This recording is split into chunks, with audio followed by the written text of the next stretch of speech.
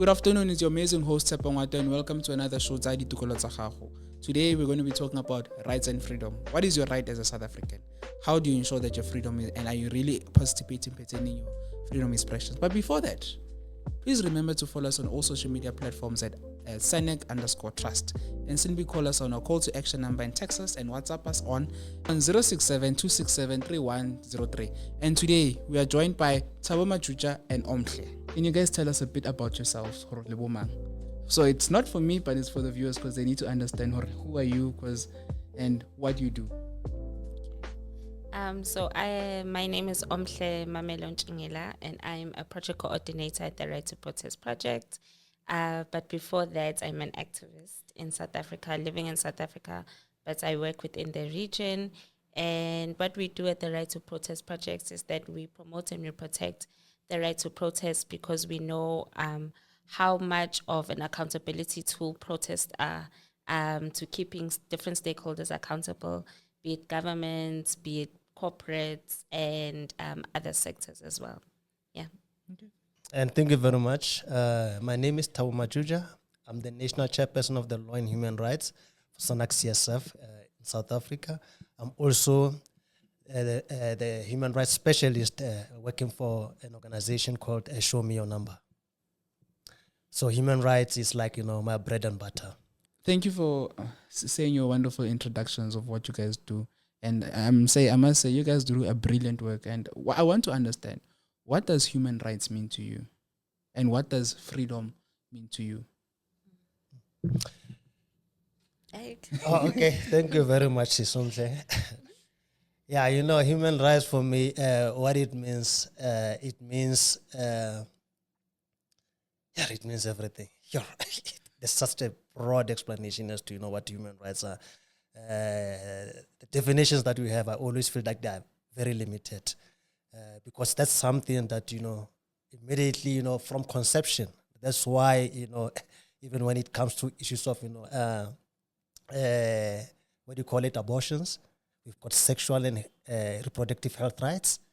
People are able to use that. For example, if a lady has gone through, trauma of being raped and she's pregnant, we can be able to refer her to clinics for, termination of pregnancy. You see, that's a right that, some people who are conservative might have a problem with it, but it's unfortunate South Africa has moved on and decided not to live in the past. Now we've got a very, very good, beautiful document, Chapter 2, Bill of Rights. That's where, they will tell you as to the South Africa that you want to see. That's what the rights are all about. Freedoms, yes, we do have freedoms, but freedoms sometimes they can be controversial. Like for example, I always give people this, freedom from religion, and some will say that there's nothing like that. Oh, but we've got atheists. Atheists have got the right also not to believe in what we are believing in. As Christians, as South Africans, a Christian nation. Yeah. It's a very broad question, but for me, human rights means protection, means protecting each other, protecting the collective, but it also gives us a standard on how to live amongst each other as people. Is that if I have certain rights, I can access those rights. Another person should be able to also access those rights. So it gives us, that like, I don't know, it's vumelwane. Yes, a framework of life. So it gives us the standards of saying that if this is the standard, then everyone should respect it. Yeah. And just maybe to add on that, Tshepo, because we're just having a conversation. I think the other thing is that we shouldn't forget that with the rights, at least we're given an obligation now to the state, because if you realize the rights mostly is all about protection of the citizens or like individuals. Yeah. And if you check in most cases, who are the violators? It's normally the government. You see, so it's there to ensure that we are safe and simnandi. Do you think that the government is actually doing enough pertaining strengthening our rights? Yeah, we are trying, Tshepo, right now, the recent, passing of the NHI, that's the gradual, realization of our rights, because Section 27 talks about access. Now, if we come up with an act like NHI, it means now we are giving a life to the right, because you can have the rights, but as long as you don't have policy, to ensure that those rights are recognized, then they are useless. I do think government has made some progress and headway since 1994, but as a country we can do better. And I don't think anyone who believes in human rights doesn't believe always in the improvements of what's already there. Like how he said, there's policies. It's now moved from an act from a bill to an act. And I think then now it's actioning out that's important. So I wouldn't say government is doing 100%. I think we are still at 45 to 50 in between there, and we can move that goalpost a little bit further. And since now in South Africa we are free, we actually have got freedom of expression. But do you think sometimes as South Africans do we populate our expressions pertaining how we feel about our freedom and our rights in South Africa? Because at times we protest and sometimes we gang up against some of the issues that we talk about. That's a very tricky question. So because I'm a face of this organization, I'll try to be diplomatic about it. But I will say this, with the freedom of expression and the right to protest, I do believe that most of the time, I want to bust a myth. People believe that communities just wake up and go to the streets. But communities have gone through certain, processes to get their voices heard through their municipalities, their governments, their local governments, and their cries fall on deaf ears. And protest is usually the last resort that communities, go into. Because of the way I think just our African systems are, if your neighbor is making a noise, you go to them first before you call to the police. And I feel like the government has become that neighbor that just blast the whole night, And the only way now to resolve certain things is to protest. And I do believe in the right to protest and the freedom of expression. People should be allowed to show that they are not satisfied with something and hold you accountable for that, but also make them part of the solution. Because I don't think them protesting or expressing that they are not fine with something is them saying, no, we leave it all up to you. Yeah. Yeah, just maybe like as a follow-up, because some place, raising very important points. One of the things I think, one of the things, especially with regard to freedom of expression, I think in South Africa, somehow, we're trying to limit it, forgetting that, you can't have freedom of expression without freedom to offend, because that's the only way how, we will realize freedom of expression. You see, because you're expressing what is inside you, but the issue is not to hate. Yeah, it's just to, drive, like, for example, if we ban, like the tires on the road, we are offending the government. But what's going to happen? They're going to react and say, these people are complaining about water. Hey, can we make sure that, hey, come, let's talk, okay? What's the problem with water? 1, 2, 3, 4, 5, and they attend to it. If you don't have it, then, I can tell you we'll have a problem, protest, very, very important. It's nice or like you're talking about communities. In communities, do you think, or in South Africa, sometimes we've got the mayhems pertaining our rights as South Africans, and majority of people, do you think even are they aware about their rights? Meaning, gender-based violence, water rights, etc. Like, do you think, are they aware about their specific rights as community members, or they're just over-exaggerating some of the things that are just there in the policies? Tshepo, what I will say in response to that is that, South Africa is a very big country, and almost 70% or 80% of the country is rural. And now that's where the challenge is. We should be able to ensure that, there's enough advocacy for people to know about these rights. That's the bottom of it. And otherwise, when you go to, like urban areas, people are aware of their rights. They are aware of their rights. That's why, you'll see the videos, of people, having, like hot exchanges with the police in police stations, because what? The police has violated the right. And now because you know about your rights, you start telling me, This is how you should treat me when I'm in this police station. You've got Batupile, all those is to ensure that, people, I know when we go to a government offices, when we see those notices, we don't even read them. How many people read those? Batupile, for example, the principles, what is expected, from the service provider? We don't even know because we just go there for a service, then, you leave. You move on. So it's very, very important, advocacy, very, very important. Once we start advocating this thing, I can tell you at some stage will be like America, when somebody gives you a hot coffee in a restaurant and it pours over you, you go and sue. Thank you. I think, I'll make an example. When we go to like capacity building and workshops, we are there to speak about the right to protest. But you'll find that community members will be like, hey, I need help with housing, I need help with this, and other issues, then other human rights issues come up during those workshops. And you get to see a reflection, especially in rural communities, that there are some people who really do need education on certain rights. They may know this exists, but they don't know how it works or where they should go, which department to talk to, or to assist with rights. Like Batupile principles, I only knew of them because, when your mother's either a teacher or a nurse or a policeman, they will always instill those certain principles within you as yourself. So I think it's just that advocacy in the homes, advocacy in the community as well, but also on a broader scale, governments should push and capacitate NGOs to do that advocacy work as well. And actually, Tshepo, one thing that I picked up, I have the advantage of, having a program that addresses human rights violations.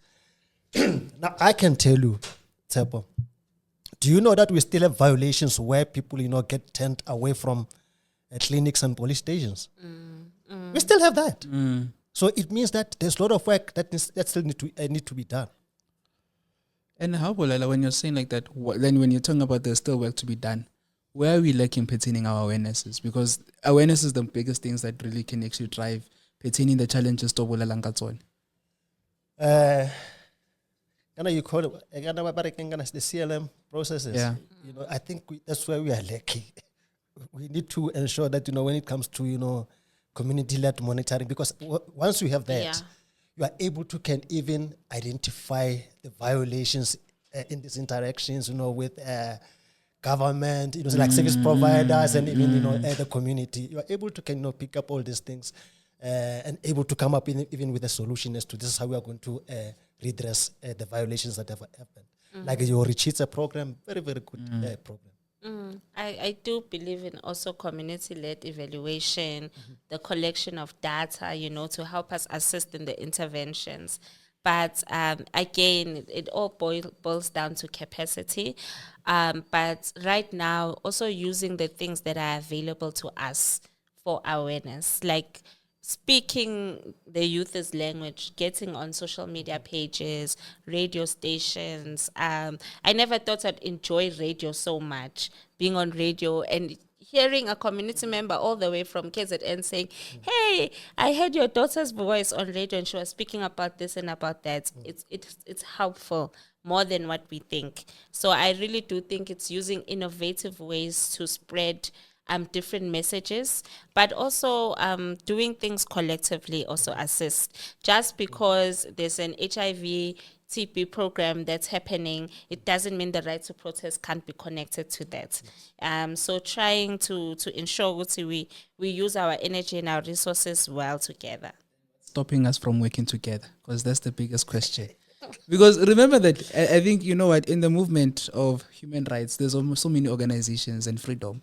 And we all work in our different corners, but how do we work together? And where are we lacking to work together? I have my own things I can say, right? As Omhle. I will say one, I do believe we lack more intergenerational talks and programming together.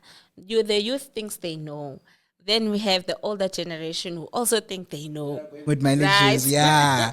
But these two people are people who are wells of wisdom in different generations, but they need to connect with each other. I do believe that also, I see in the NGO space, there's this thing of not transitioning people well into the space or transitioning out well. So you need that, that institutional memory of building movements. I need it. Sometimes I'm stuck also in my movement building. I'm like, it's beyond me. And that's when you tap into, your older generation knowledge. I also think it's competition amongst each other, with NGOs as well, because of budget constraints and all these other things. Yeah. Hayi, iphethe kamnandi. Mina ngikhuluma ngendaba yemali ukuthi funding. That's what makes us not to work together. Yeah. Because there are big organizations with big budgets. They will not necessarily want to work with a small organization. So I think the better I mean also like Sanex CSF is trying to build or trying to bring everyone under the same roof. But like I'm saying, because of issues of funding, sometimes people see themselves above others and they will not even collaborate with them. And one of the most important thing, Sister Omhle said it, collaboration. That's the only way to ensure that our people will be Nandi with rights awareness. I think we still have a long way to go, and the budgets that keeps on getting smaller and shrinking, and we're not going to achieve the goal that we want. But now, I think Omhle touched based on the issue of collaboration, and no matter you're from the HIV space, etc., etc. So, from you guys, what are the specific groups and communities that face in this like challenges accessing healthcare services? I think Chair, you have touched a bit pertaining some of those issues, but I think let's go deep because we know that sex workers are facing difficult issues in pertaining, the decream issues. But what other issues? Probably you can go into detail some of the things because you guys work a lot in the space. Access, being able to can lay charges after being raped by clients or even raped by policemen.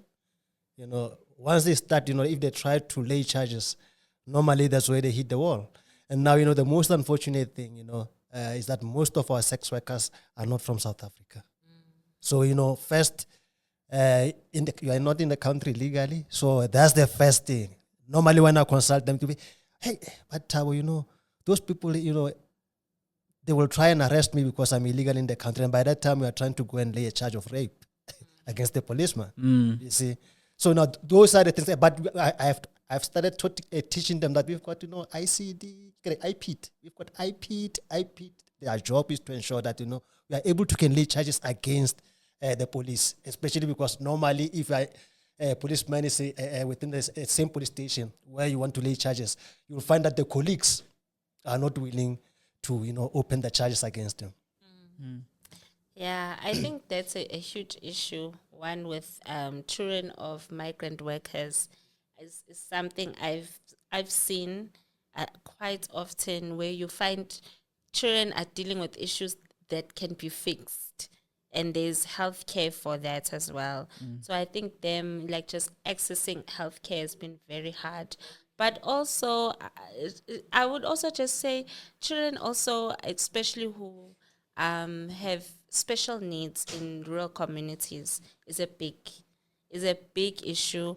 And this is coming just from cultural myths amongst communities where, mama hide kids, for long periods of time when they could be getting physiotherapy, they could be getting, assistance with their speech, and also just not believing that their child can have, a life within the society because of their conditions. So I think it's just that, for me, what I've observed, children with disabilities and migrant children have a very hard time accessing healthcare. And the other thing, Tshepo, still on sex workers, access to clinics. Hey, it's a challenge, my brother. Sometimes they do access. When they get there, then, you're told that, where's your transfer letter from Lesotho for you to can access ARVs. That's very, very bad. You see, because rights doesn't know citizenship. The most unfortunate thing about rights is that it doesn't matter where you come from. They apply to you. Our rights are not written like South Africa. It's for everyone. So what I'm getting is that we still have to do more awareness pertaining the health facilities because they don't know their rights. Because pertaining, I think the constitution is specified anyone who's in South Africa has got their right to access to healthcare services. And when we're talking about that, why do you think that those nurses are overpowering pertaining, chasing them away? Basically like the police, like you specified about sex workers, or some of them actually get arrested, falsely arrested. And also you talked about healthcare workers, the one from Lesotho. Then why do you think that they are overusing their power? Because within the constitution is something different. Prejudice. That's how I'm going to respond to it. Prejudice. Yeah, and in South Africa, we still have a long way to go, eh? No, we do. We do. We really do. But we must say we have moved. You know, if you listen to the earlier comments, you know, we are between 45 and 50. I also believe that, you know, we have moved from where we used to be until where we are. No, that's great strides. Look at the LGBTQI, you know, especially in respect of them. Look at legislation that has just been passed in respect of LGBTQI. Quite a lot. Unless if you are not aware of what is happening. That's the issue, because now the issue is that we might pass the laws, but if people are not aware of these laws, those laws are useless.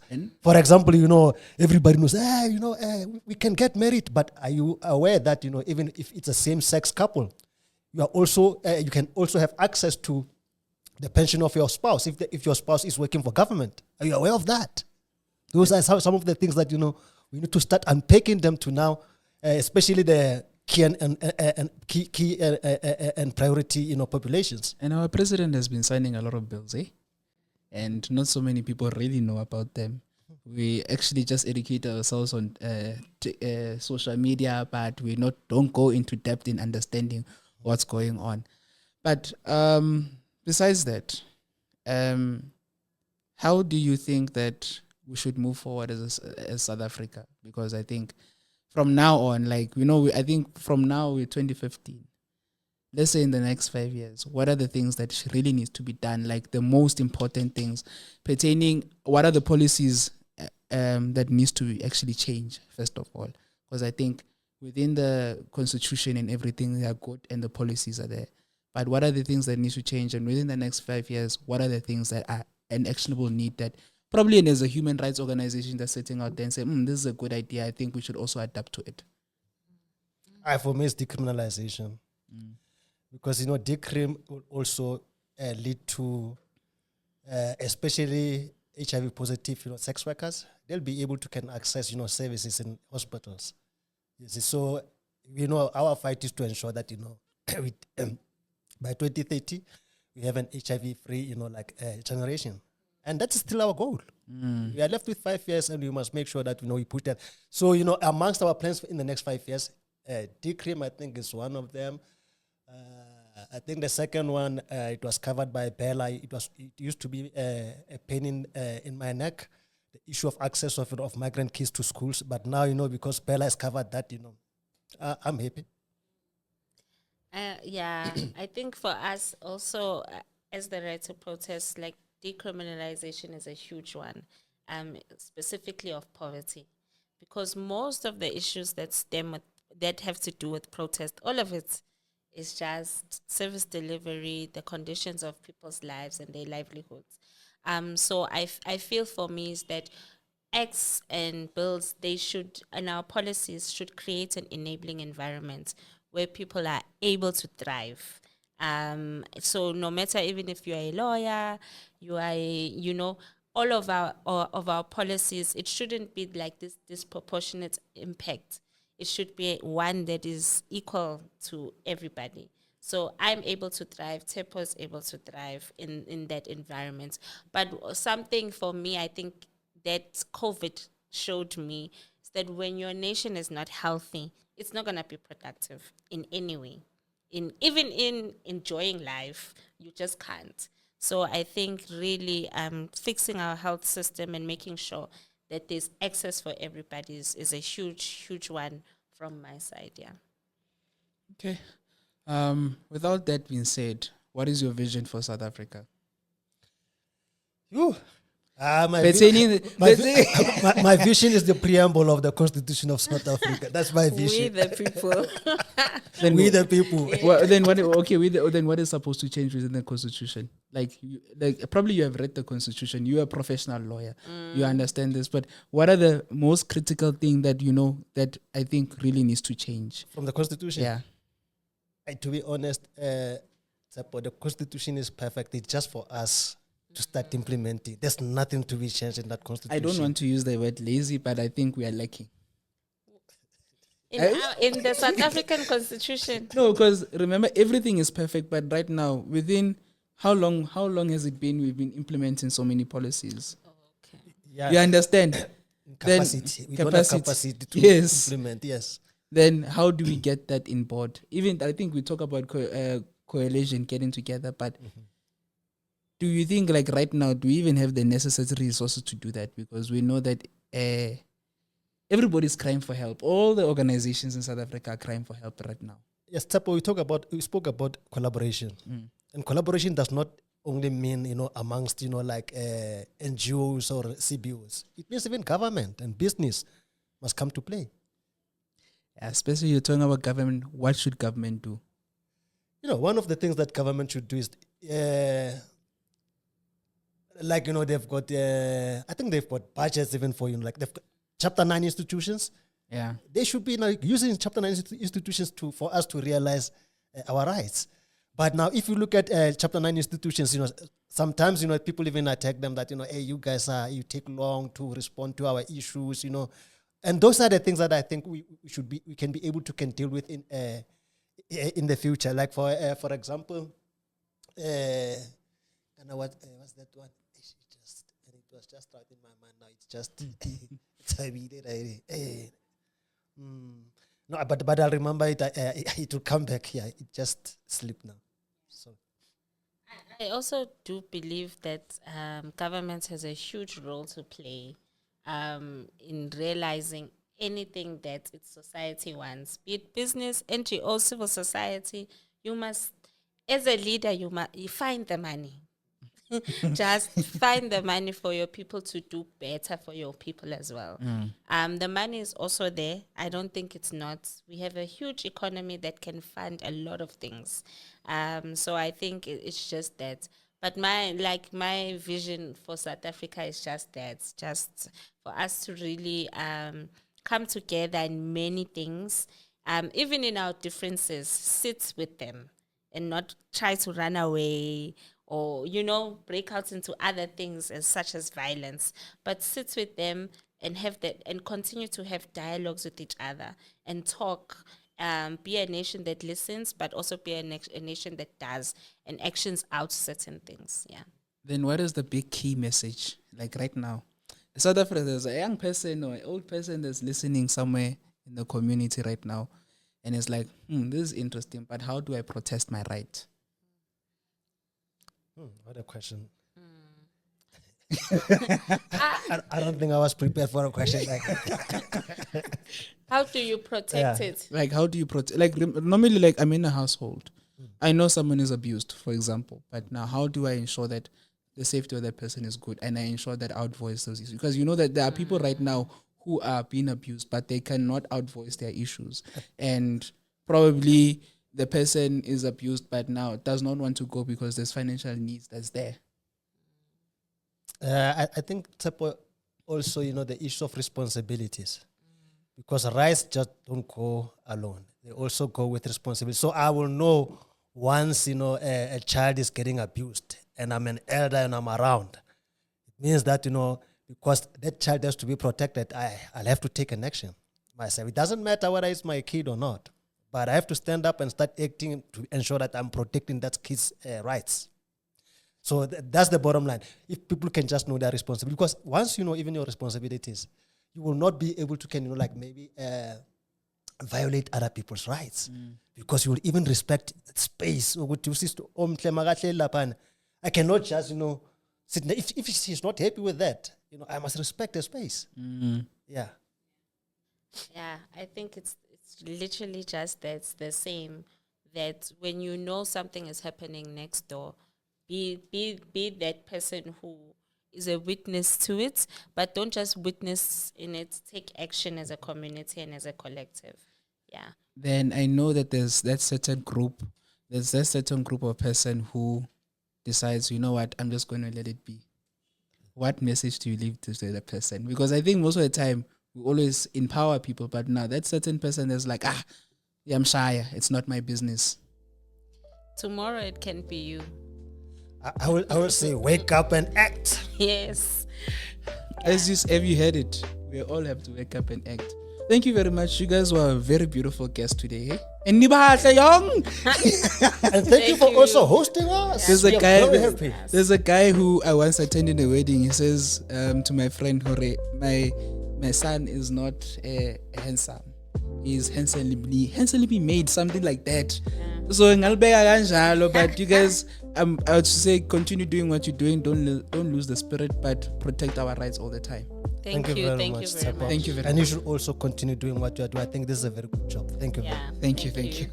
Please join us again next week, same time, same place on Monday at 3 p.m. Sharp.